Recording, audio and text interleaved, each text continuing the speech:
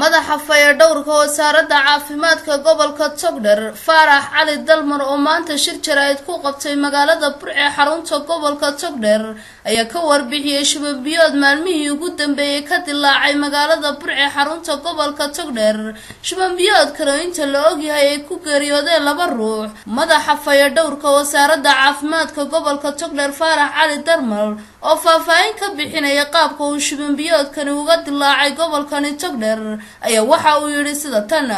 waxaan bulshada sheegaynaa ama wacyigelin ugu sheegaynaa ama wiilkii dhawad dhacay in yaroo shubana xaafadan Madiinana oo ay ka dhacay waxa jirtay in 2 qof ay ku dhinteen qof kalena isbitaalka loo soo tafgariyay intii kalena la daaweeyay xaafaddu wacyigelin badan baa la siiyay wasaaradda caafimaadka waxa kale oo jiro in dadka bilaadanku 2 waxyaalood uu ka qaada shubanka wuxuu ka qaadaa hygiene personalkiisa oo qofka xumaada iyo biyo wasakhaysan uu cabo marka waxa muhiim ah ama xaafadda Madiina la yiraahdo sidii uu sheegay wasaaradda caafimaadka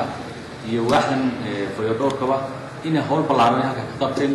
daaweeyeen ciidan u digan tiin u diran hadda ilaahay ma hadii waladeeyeen laakiin waxaan sheegaynaa in sidoo kale madaxa fayadhowrka wasaaradda caafimaadka gobolka Togdheer waxa uu baaq u jeediyay dawladda hoose degmada Burco kaasoo ku wajahna in ay biyaha uskaga ee fariista wadooyinka ay ka aasaan bulshada si uu u sugnaado caafimaadka bulshada gobolkani Togdheer wacyigelin badan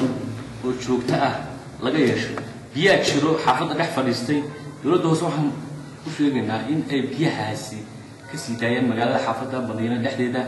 oo ka dhalan kara xanuunadan hadda ku dhacay xaafadda shubanka marka dawladda hoose shaqadeedu waxa muhiim ah ee dadka lagu soo doortay in ay biyaha magaalada fadhiistay xilliyada roobaadka ka sii daayaan ama kalooriin ku shubaan ama ay sii daayaan ama ciid ay ku shubaan وبرواقة محمد